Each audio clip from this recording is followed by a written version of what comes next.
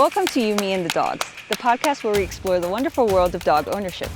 Join me every Wednesday as my guests and I share personal stories, insights, and experiences, of course, with dogs. Today, I'm taking a walk with a really good friend of mine. We met at the dog park, and she has 5 Huskies. Her name is Johana. 4 and a foster. What do you want to know about this Husky lifestyle?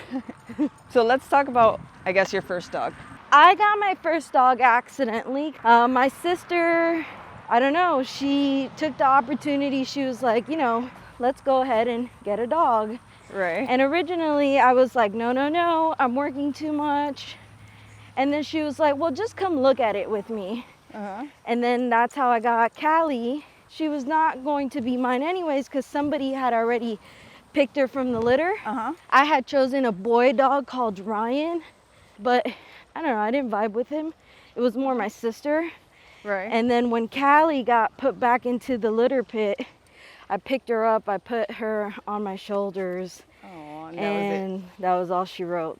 She kind of nudged in there, and that was it. Like, I was like, okay, well, let's do the paperwork. Yeah. And it was very hard at first. Uh-huh. Because I thought I was going to get the support from my sister.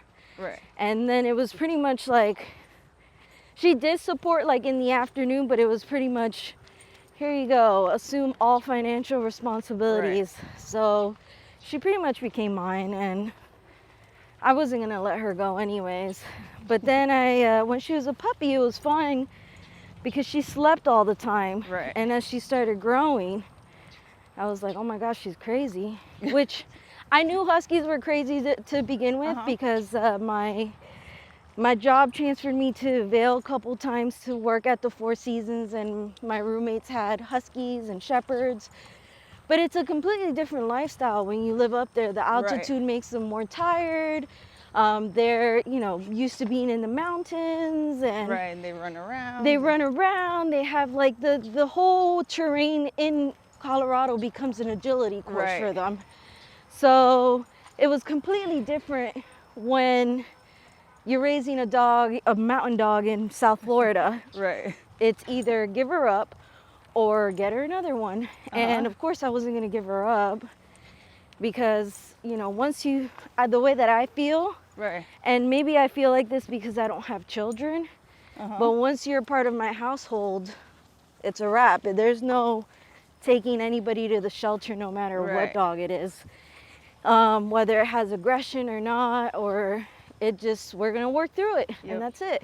I realized how much they really need interactions from other dogs and the socialization and how much it calms them down. So I said, you know what?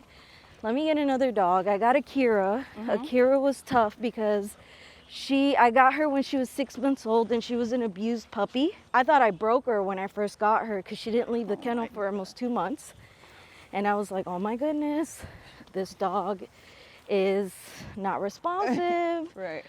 Being with Callie, which Callie was adamant about never going in the kennel, and Akira is like kennel. The opposite. Yes, the total opposite. And all of a sudden I would see Callie in the kennel with Akira every single night. And she kind of rehabilitated her. Callie was 8 months when I got Akira, and they're just so intuitive and so smart, these animals. Mm-hmm.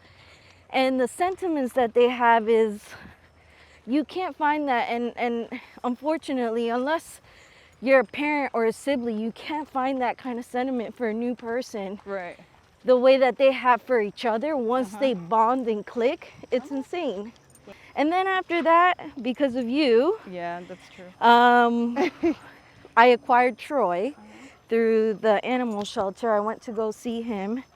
And of course, I don't know what I thought. I was like, yes, I'm going to go see Troy. He's at the time he was 8 years old. Mm-hmm. I saw him laying there. He was like really skinny. And I said, well, we got to bust this dog out.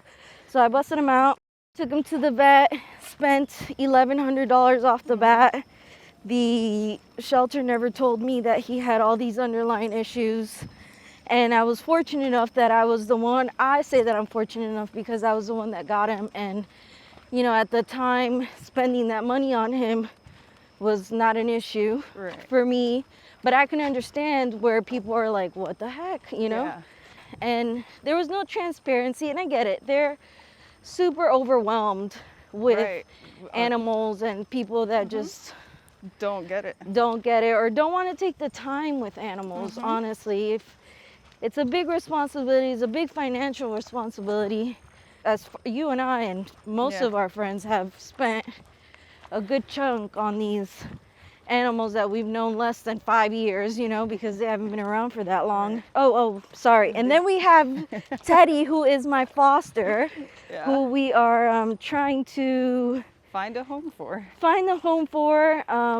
But I'm not in any rush as far as finding a home, just because of the simple fact that he does have a lot of issues that we're working with. He is a very large dog and had no source of training.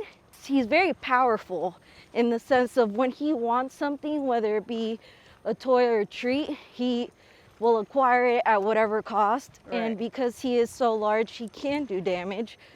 Hopefully find somebody that is incredibly alpha and that fits him and that understands that he's not going to just a home that's going to let him do willy-nilly stuff. I want him to be relocated in the correct home, and they understand that he's a husky. My latest one, he's been with us a couple weeks now. Toby, I actually went to go rescue another dog that my dearest friend Nellie here recommended. We saw this dog, we went to go look at it in the shelter. I brought my 2 girls and he was actually unneutered. So unfortunately I wasn't able to get him. And on my way out, I saw this little guy and I thought he was so precious. And I was wondering to myself, what is he doing in a shelter? When I was filling out the paperwork, this family came in. We've been coming to look at him for a week. My daughter has autism. I think he would be really good for him to be with the family. And of course, me already having 4 that I'm taking care of, I said, all right, fine. He's gonna be great for your daughter. And 3 months down the line, they couldn't keep him anymore for whatever reason. And I had already, you know, built a communication line with her where I told her, hey, if you're ever gonna bring this dog back to the shelter, please let me know. Because at least I knew that I had the organization, GTS Husky, behind my back if, you know, I couldn't keep him at my house and just needed me to foster him for a little bit. How is your relationship with GTS Husky? It's pretty good. I'm so happy that through this organization, I've been able to also, you know, communicate and learn and just have a relationship with these like-minded individuals that understand the struggle of a dog, you know, the shedding, the energy, the socialization that you have to give them, the love. After I got Toby, I completely understood why the application process for some of these rescues are so rigorous, because some of the dogs won't be released without a husky in the house, because they are pack animals, and Akira would not have been able to be rehabilitated if it was just me and her or her and I. Do you find it easier to make friends with like dog people or just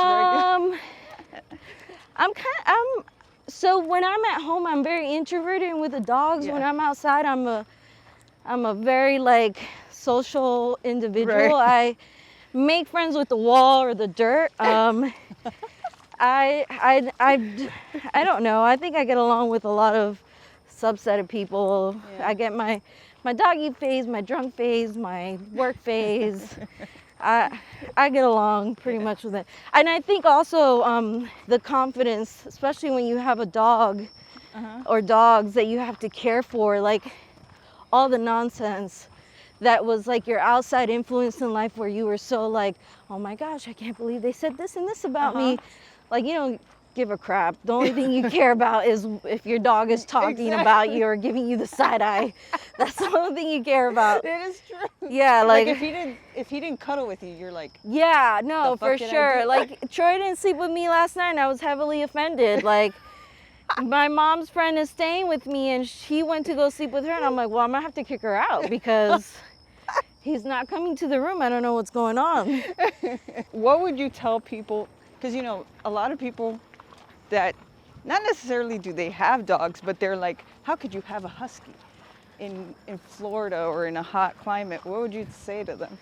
My house is also not 97 degrees. I do keep my house at a comfortable temperature at home, and then when I take them out to the backyard in 100-degree weather, that temperature internal in my house stays in their coat. They're perfectly fine. I'm also not bringing them to play at 12 or 1 o'clock in the afternoon. We're out here at the crack of dawn, you know what I mean? Like, just like trying to have them do their exercise. They go to the park every single day. I try to get there between 6, keep them there till about 8:30, and then in the afternoon we take late night walks.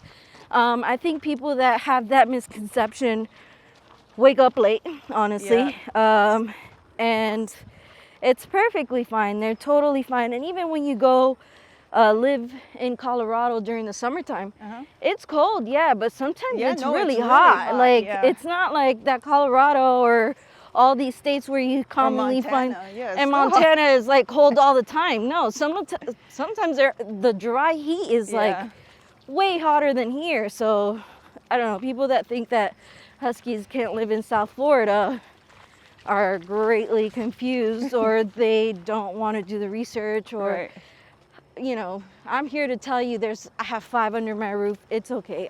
What would you say to people that don't like dog parks? We go every day, and that's where we met, you know? Yeah, of course. I get it. I totally get it. It is a scary place.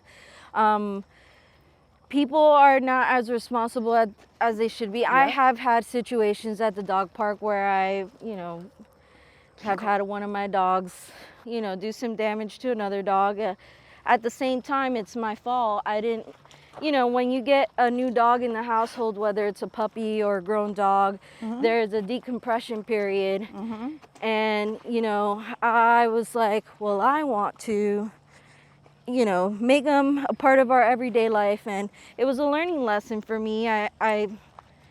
He did not get along with a certain dog at the dog park. They did get into a tussle, and unfortunately, it did end up hitting my wallet quite big. But I get it. I totally get it. I just think that once you build these bonds at the dog park, where they have their pack, they protect each other. You get acclimated with the people and the dogs that are coming into the park, and you learn little by little what you can handle. So it's an investment to go to the dog park every time. You don't know what you're gonna get. It's a wild card.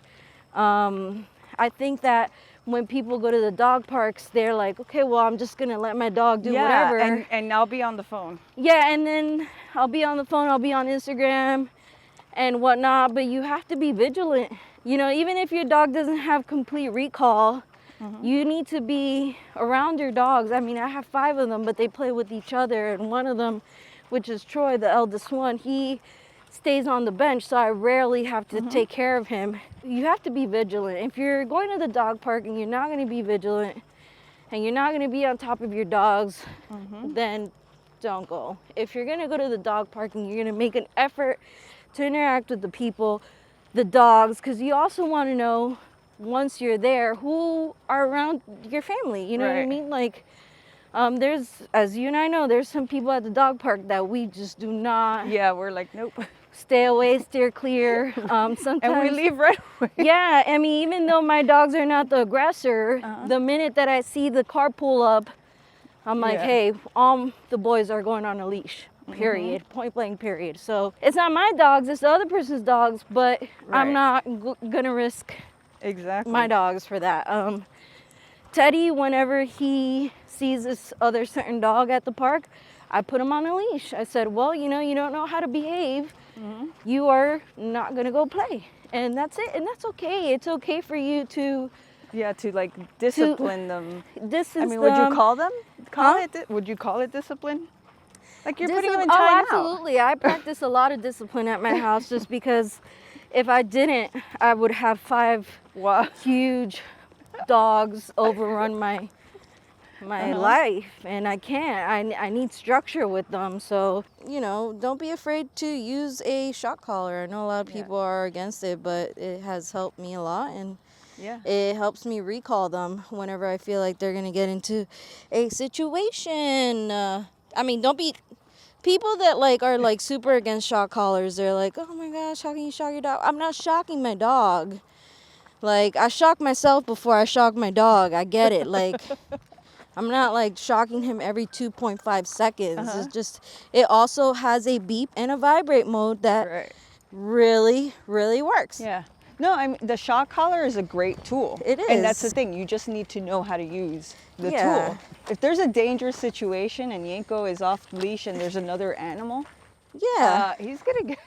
he's gonna get a low reminder that you need to come back, and that's it. It's not. It's for safety. It's not. It's exactly. I'm not there shocking the shit.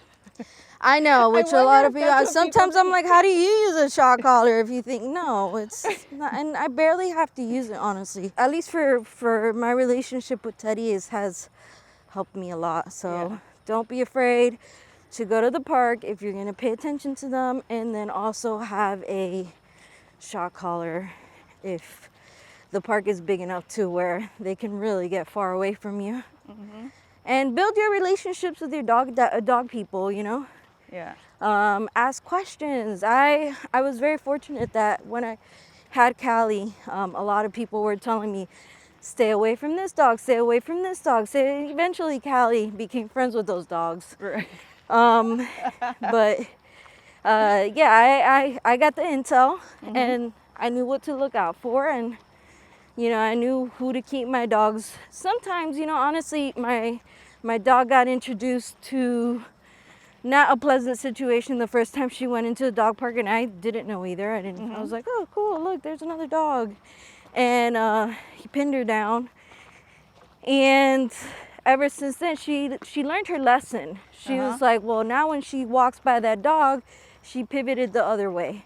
So sometimes them getting into like little scraps, they learn their place too. You just have to be around them to break it up. I see people that have a whistles, and whistles are very good tools because it kind of knocks them out of whatever state they're in. So carry a whistle, carry a little beep, whatever you can, you know. Just be aware of it. I always do my best to donate to rescue groups, and you being involved with one, has that changed your perception of rescuing dogs? And no, having a dog changed my perception of rescues. Before I had dogs, the only thing I knew about was like the ASPCA, you know, the ones that you see on TV.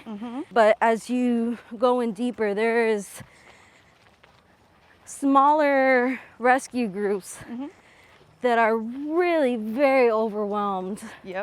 Pause for you, especially GTS Husky, which is the one in my heart. I also donate a lot to another group from Oklahoma called Husky Haven, which honestly, that lady doesn't have the life, but at the same time, she's like surrounded by 100 Huskies. I'm like, she has a life. So that one I'm also has a very special place in my heart because they do transport a lot of dogs from a lot of areas. And sometimes I'm like, you know what? I look at their page and I'm like, all these people give up their dogs because supposedly these dogs are just like the worst attitude and they don't know how to behave. But then you put them in a pen with 100 other Huskies, and they're all frolicking and thriving and building these relationships with their packs. And I'm like, no, you are not doing the correct stuff. You know, it's not the dog. It takes a lot of time and money, and anybody who can spearhead organizations like that, honestly, I think are just badasses, because I don't know if I'm allowed to say that, but no, you could say whatever. It is, and some of the situations, the dogs that they get, they're not all like, you know, super happy-go-lucky, No, right. good dogs. No, some of these dogs are in incredible hurt mode, and what they do, I guess they have a thick stomach, because if I see a dog that's hurt, I break down, you know. I always look at what the shelter has. Which is torture, honestly. No, it is, but it also grounds you, right? And so I do two things. I look at what's in the like what the county has, and I also go on Craigslist. And I get so mad when I go to Craigslist, right? Because it's these people that are just mating their dogs to make money. Yep. And it's not, they do not care about the dog in any way, shape, or form. It's just your money to them. Yes. And if you need to return the dog, they left. They do not. They're like, who are you? I mean, you're buying from Craigslist. If that's right, not but sign enough, then but that puts it into perspective how like uneducated and I don't know, like you have no empathy. Yes. And that's why I think, you know, you creating platforms like this is amazing, and I'm totally all for it. I was very excited when you mentioned it, and I hope that people take the time to research. When I researched Callie, when the first week that I had her and I were just watching wolf documentaries for 2 weeks. I was knee deep in Net Geo. I was watching the movie Alpha, you know, and I realized that dogs, obviously they derive from wolves. And if you look at them, like when you see them play, you're like, okay, cool, they're playing, they're not fighting, you know, because you learn from them. You have to do your research, and I think this is an awesome platform. Right. From different minds and different animal lovers and different ways of raising dogs. The number one thing that I want to stress is if you don't have the time, you don't have the money, and are worried about a clean house, it's not for you. If you're in either one of those categories, do not get a dog. Like, if you're thinking, oh, I can do the other ones, but not the clean house, I don't know, I don't like hair on my house, don't get one. Yeah. Like, just don't get one. I literally, I think I eat dog hair most of the I think I do eat dog hair a lot. Yeah, no, and it's a commitment. I mean, 100%. I really don't know how people could go and say, hey, you know, like, I love this animal, but I just don't have time for them. 100%. I always thought, like, my biggest fear, maybe not being there in the future with my dogs, but my biggest fear sometimes now is, like, how am I going to feel in 8 years because Troy got surrendered when he was 8 years old to the Miami-Dade Animal Shelter. And my biggest fear now is, like, how am I going to feel about my dog in 8 years that I feel that it's okay to let them go? Because I literally fall in love with my dogs more and more every single day. Like, when I thought, oh my gosh, when she was a puppy, that's when I'm going to love her the most. No, it's, I wake up and I see Callie and I see the boys and I fall more and more in love with them. And to me, I'm like, oh my gosh, am I going to feel like this in 8 years? Because I see so many people dump these old dogs, and I'm like, is that a natural human evolution part of life? Because no, I don't think so. I don't understand how people keep dogs for so long, and they're like, okay, bye, deuces. And they don't even think of the impact it does to the dog. Of course, the dog's whole life is you. Exactly. I talk to Troy. I have many conversations with my dogs. And I talk to Troy because he's like my man. And I ask him, I'm like, hey, you know, how was your life before? Are you doing better now? Like, if you saw your old owner, would you recognize him? Would you run to him? Would you stay with me? Like, I just have all these, like, you know, I want to be your number one in your life. You know, I want to be the one that treats you the best. I want to, but yeah, I don't know. It's just. So would you ever want to do a rescue? I think The question was if I want to have kids, right? No, if you want. What was it? If you want to have kids. No. If you ever wanted to run a rescue. Yeah, if I have $1 million, absolutely. Like, I know this, I don't know how candid I could be, but sometimes I think about sleeping people for $1 million just so I can have a dog owner organization. And that's morally against whatever I believe in, but I'm like, I don't know. Well, hey, I just think I have to do it right. Right. If I cannot have an organization, then I will continue to support organizations that do it right. I would love to, yeah. Like I said, I think Husky Haven has a life. She is surrounded by Huskies all day long. That's just like my absolute happiness. And 100%. Another one that I follow a lot that has a life, the Asher House. Yeah.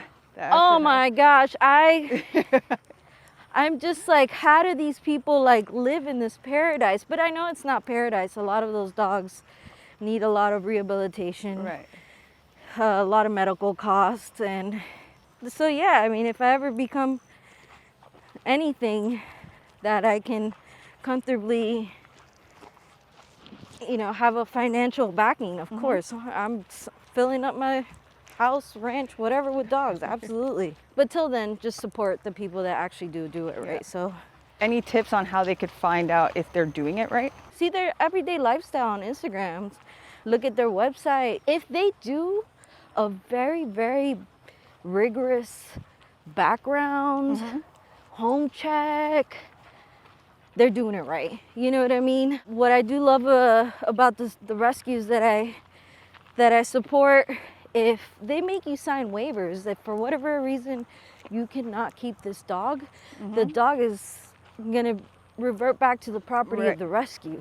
And I think that's huge because it's not like they're saying, oh, finally we got rid of this dog. Right. It's like, no, we will continue to make sure the well-being of the dog is up to par if you cannot maintain, and the dog will become my property. Or if they see that you're mistreating the dog, they make you sign waivers. They have every right to get the dog off your hands. When I signed for Akira, Callie at the moment wasn't spayed, and they're like, if you don't get her spayed in the next month, Akira's coming back to us. And that's how you know that they're doing it right. If they're doing home checks, if they're wanting to see how your dog interacts with the dogs at home, they're doing it right. Having a dog, has it changed your perception of like life and what? 100%. Pre-dog, I used to be an incredibly angry person. Really?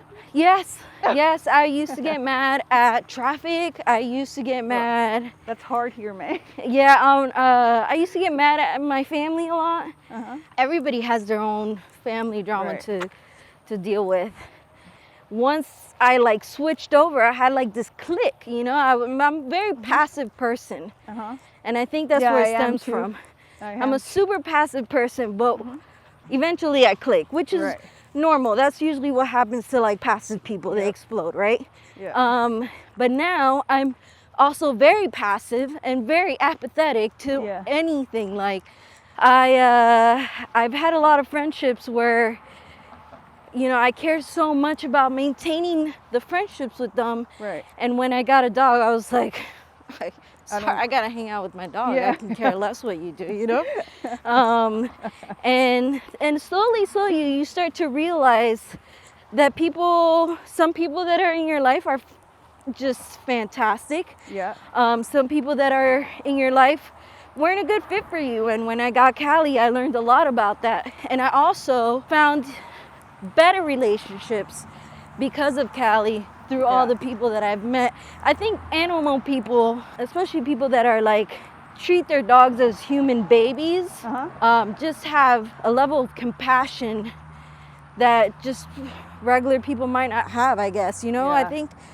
And it's okay, like, because I was one of those people. I was one of those people that didn't care about anything but themselves and maintaining a social life and friendships and not wanting to do my house the way that I wanted and, just being incredibly selfish. And I thought, I'm allowed to, I just live for me. Right. And then when I got a dog, I'm like, my house is never clean. I can't have big outbursts in front of the dogs because it affects them greatly. Mood changes affects them greatly. And you know, with them, I find them so soothing. Like honestly, before I couldn't sleep, I was always tossing and turning in the bed. And now with Troy, he lays up against me and his body heat makes me fall asleep deeply. So it gave me confidence, a lot of confidence, you know, especially when you're like a single woman in South Florida. You're like, oh my gosh, I'm not skinny enough, I'm not this. I can give a shit about any of that now. Like, yeah, it affected me a lot. And I think for the better. I have a better understanding of food, a better understanding of homeopathic remedies for dogs. And it made me aware of like big corporations and it made me aware of how effed up they are and how badly they just want to destroy the beauty of the human and the animal body, you know what I mean? It's just, and I started looking at Pet Fold, and wow, what a source of information that movie is. I was glued to the TV, and ever since then, my dad started doing his own research. My dad, the one that didn't want a dog, he did his own research. He's like, well, I'm gonna start home cooking for Callie. And that's kind of how I evolved into just home cooking, looking at companies that do natural supplements and, you know, none of this. Synthetic. Synthetic stuff, natural stuff. And there's so many good things on the market. The treats that you provide, rabbit hide. Who knew? I learned that from you. You know what I mean? Like I had no idea. The garlic information.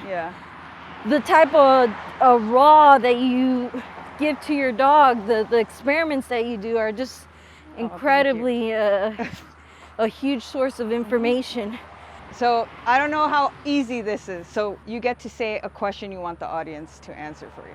My question is, have you considered your emergency plan when things don't pan out in life how you think they're supposed to pan out? During COVID, I was worried how I was going to maintain the dog. So for example, if I ever get into a situation where I cannot keep my lifestyle, my plan B is sell my house and get a van and just travel with my dogs. Right. You know, and it could be something simple like, you know, one of our dog park friends, she got separated and, you know, assumed this really high rent in Miami.